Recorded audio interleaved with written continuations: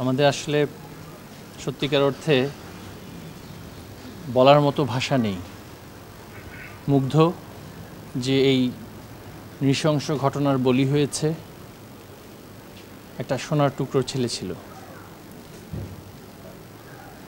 তার পরিবারের যে বেদনা, তার প্রতিবেশীদের, বন্ধু বান্ধব, আত্মীয় স্বজনের যে বেদনা, এই বেদনার সাথে আমাদের একাত্মতা এবং আমরা ওই বেদনায় ব্যথিত। সে আমাদের সন্তান ছিল এবং এই সন্তান আজকে নৃশংসভাবে এই ঘটনায় তাকে আমরা হারিয়েছি।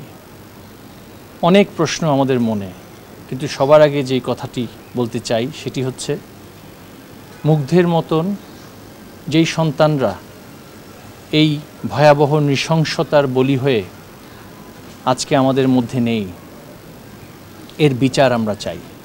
প্রত্যেকটি ঘটনার পুঙ্খানুপুঙ্খ তদন্ত এবং বিচার, শতভাগ শাস্তি নিশ্চিত করার মাধ্যমে সেটা যাতে করে হয়, এর জন্য আমাদের সরকারের পক্ষ থেকে সকল ধরনের ব্যবস্থা নেওয়া হবে। আর যারা চলে গিয়েছেন, যারা আমাদের মধ্যে নেই, ইন্তেকাল করেছে,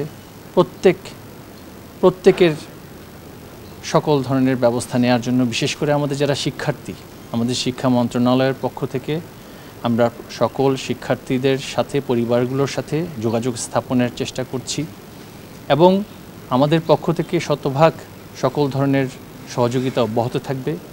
আমাদের মাননীয় প্রধানমন্ত্রী, বঙ্গবন্ধুর কন্যা জননেত্রী শেখ হাসিনা, তিনি আজকে মাননীয় প্রধানমন্ত্রীর শিক্ষা ও সংস্কৃতি বিষয়ক উপদেষ্টা আমাদের জনাব কামাল চৌধুরী, মাননীয় শিক্ষা প্রতিমন্ত্রী বেগম শামসুন নাহার, মাননীয় সংস্কৃতি প্রতিমন্ত্রী নাহিদ ইজহার খান সহ আমরা আজকে এখানে আমাদের বিউপির মাননীয় উপাচার্য মহোদয়, তাদের সবাইকে নিয়ে আমরা তার পক্ষ থেকে, মাননীয় প্রধানমন্ত্রীর পক্ষ থেকে এই সব সন্তপ্ত পরিবারের প্রতি সহানুভূতি এবং সান্ত্বনা জানাতে এসেছি।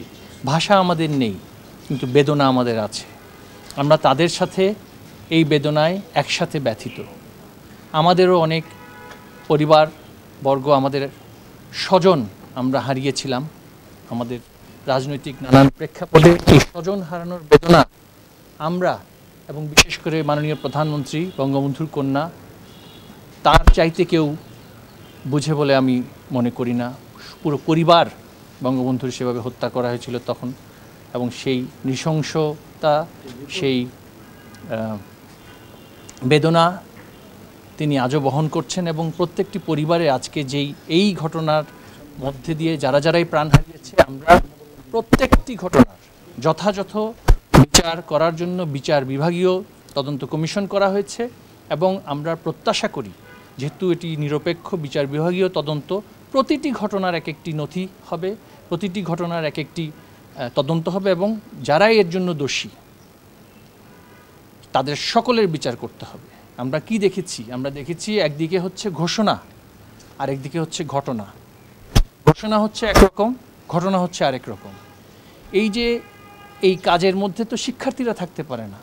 আমাদের প্রিয় শিক্ষার্থী, আমাদের সন্তানরা, তাদের অনেকেই তাদের আবেগের বশবর্তী হয়ে তারা এই আন্দোলনে একটা যৌক্তিক আন্দোলন, যেই যুক্তির সাথে সরকারও একমত ছিল, শুধু প্রক্রিয়াগত একটা সময় সেখানে প্রয়োজন ছিল, কিছুদিন অপেক্ষা করার বিষয় ছিল। কিন্তু এইভাবে করে পরিকল্পিত করে ঢাকা শহরে এতগুলো মানুষ এনে এই নৃশংসতা, মানুষকে হত্যা করে রাস্তায় ঝুলিয়ে রাখা, মধ্যযুগীয় কায়দায় এইভাবে করে নরহত্যা, এই রিসেন্ট ইতিহাসে আমরা দেখিনি এবং আমরা তাই এই ঘটনার গভীরে যেতে চাই। শুধুমাত্র উপর থেকে সেটা আমরা বিবেচনা করলে হবে না এবং সকলের উদ্দেশ্যে বলবো, যে কোনো সংঘাতে, যে কোনো দাঙ্গায়, যে কোনো এই ধরনের ঘটনায় সত্য সবসময় চাপা পড়ে থাকে। সেই সত্য আমাদের জানার জন্য অপেক্ষা করতে হবে, আমাদের ধৈর্য ধরতে হবে। আর সকলকে বলবো, আর লাশ আমরা চাই না, আর উত্তেজনা আমরা চাই না, আর মায়ের কোল খালি হোক সেটা আমরা কেউই চাই না।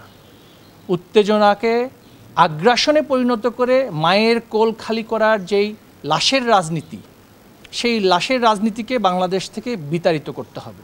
সেই লাশের রাজনীতিকে আমরা আর প্রশ্রয় দিব না, আর সহ্য করব না।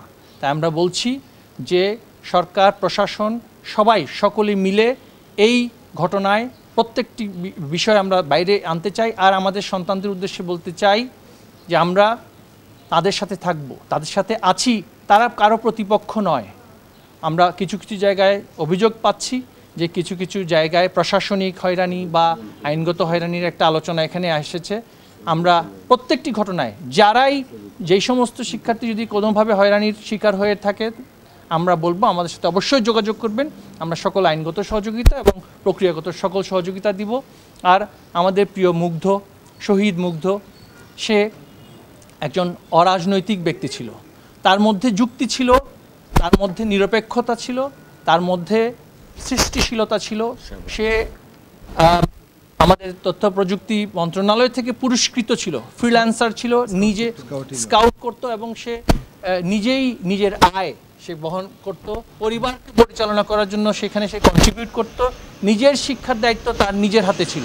তো সুতরাং এই ধরনের সূর্য সন্তান, আমাদের এই সূর্য সন্তান, এই সোনার টুকরো সন্তানকে আমরা হারিয়েছি। এটা বলার অপেক্ষা রাখে না আমরা কতটুকু ব্যথিত। আমাদের ভাষা নেই সান্ত্বনা জানানোর জন্য এই পরিবারকে। আমরা পরিবারের সাথে আছি এবং আগামীতেও থাকবো। এবং শিক্ষার্থীদের যারা যেখানেই ক্ষতিগ্রস্ত হয়েছে, যেখানেই মৃত্যুবরণ করেছে, আমরা তাদের আত্মার মাগফিরাত কামনা করছি। মহান আল্লাহ রাব্বুল আলামিনের কাছে আমরা দোয়া করি তারা বেহেশতবাসী হন। কিন্তু সেখানেই থেমে থাকা নয়, আমরা এর ভিতরে যেতে চাই, গভীরে যেতে চাই, জানতে চাই কি হয়েছে, এবং এর জন্য আমরা সকলকে ধৈর্য ধরতে বলছি।